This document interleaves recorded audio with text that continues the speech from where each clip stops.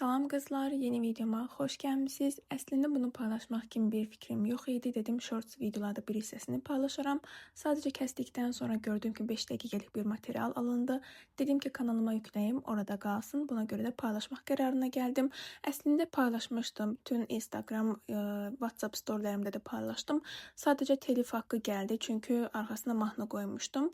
Buna görə də bilmirəm artıq hansı mahnını qoyum ki, hər hansı problem yaşanmasın. Buna görə də yenidən səsləndirmək qərarına gəldim və saat 2-dir, artıq hər kəs yatır, amma mən oturub video səsləndirirəm, çünki mütləq paylaşmalıyam. Əgər beynimə düşübsə, mütləq bu saatda paylaşmalıyam. Heç bilmirəm izlənəcək ya yox, çünki ilk izlənimlər, yəni ilk saatlardakı aktivlik çox önəmlidir video üçün.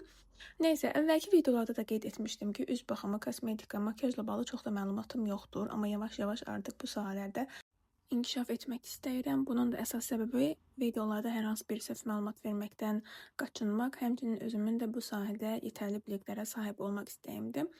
Neysə, keçək məhsullara. Deməli, mən özümü biləndən Faberlic'in məhsullarından istifadə etmişəm. Əsas səbəbi də bacımın orada işləməsidir və hər hansı bir ziyanını da heç vaxt görməmişəm. Həmçinin ətirlərini də çox bəyənirəm. Əsas 2 ətir var ki, mən hansı ətiri işlətsəm də həmin o 2 ətirdən heç vaxt əl çəkməyəcəm. Biri Pond Short, biri də Valentin Nudaşkin. Mən belə çiçəksi qoxular sevirəm. Çox da şirin qoxuları sevmirəm. Amma Elif Nuriyarın spreyi var idi, şirin qoxulu. Onu bəyənmişəm. Çünki belə ağır vanilya qoxusu yoxdur. Yəni çiçək qarışıq şirin bir qoxusu var.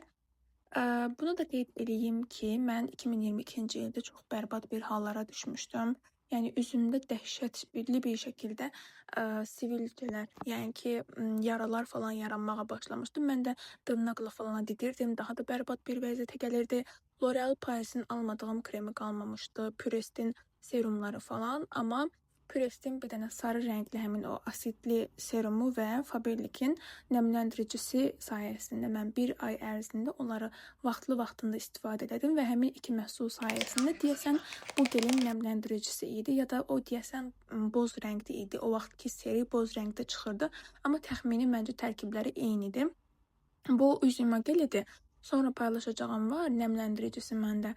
O nəmləndiricidən söhbət gedir. Sadəcə qablaşması fərqli idi. Həmin boz rəngli nəmləndirici və sarı rəngdə Pures'in asidi mənim üzümü həqiqətən, yəni sözün əsl mənasında ipdən aldı. Çünki çox bərbad hala düşmüşdü. Düzdür, kosmetologun falan yanına getməmişdim. Sonra dərslərə gedirdim. Akademiyadakı müəllimlərdən tutmuş deyil ki, sənin üzün niyə bugünə qalıb falan filan. Amma bir şey də etiraf edeyim ki, stressdən də məncə ola bilərdi. Çünki həyatımdan lazımsız insanları çıxaranda üzümdəki sivilcələr də çıxdı. Düzdür, bu cümlə bu video üçün çox da uyğun deyildi, amma həqiqətən stressdə üzünüzü pis hala sala bilər. Həmin zamandan sonra çox şükür ki, mənim üzümlə bağlı heç bir problemim yoxdur. Düzdür, şüşə kimi deyil, amma heç kimin özü zaten şüşə kimi deyil, ən məşhurların belə. Ona baxanda, yəni filtrəsiz, hər hansı bir tonal krem olmadan şəkil paylaşa bilirəm. Bu da mənim üçün çox böyük bir şeydir. Çünki həqiqətən bir ara çox əziyyət çəkmişəm mən bundan. Bəlkə nə vaxtsa ətraflı bir video çəkərkən şəkillərini də yerləşdirərəm. Mən həmişə paylaşıram, hər kəsə də göstərirəm. Deyirəm, baxın mənim üzüm necə idi bir zamanlar. İndiki üzüm, yəni o vaxtı baxanda həqiqətən nemətdir. Bu videonu yenə deyirəm, paylaşmaq məqsədi ilə çəkməmişdim. Çünki kameranı da düzgün açıdan tutmamışam. Amma yenə də paylaşmaq istədim. Deməli, bugün oturub düşündüm. Dedim, bəlkə çistikaya gedim, üzümü daha yaxşı təmizləsinlər. Yəni ki, evdəki baxımla 12 etaplı ya da 15 etaplı bir baxım eyni olmur. Amma sonra dedilər ki, ondan sonra yediyimiz hər şeyə diqqət etməliyik. Çünki üz dərisi çox həssaslaşırmış. Ondan da çox qorxuram. Çünki mən yediyimə diqqət etmirəm. Məsələn, qazlı içkilər falan heç içilməməliymiş. O da mümkün deyil. Ona görə dedim ki, daha da korlanar üzüm, heç lazım deyil.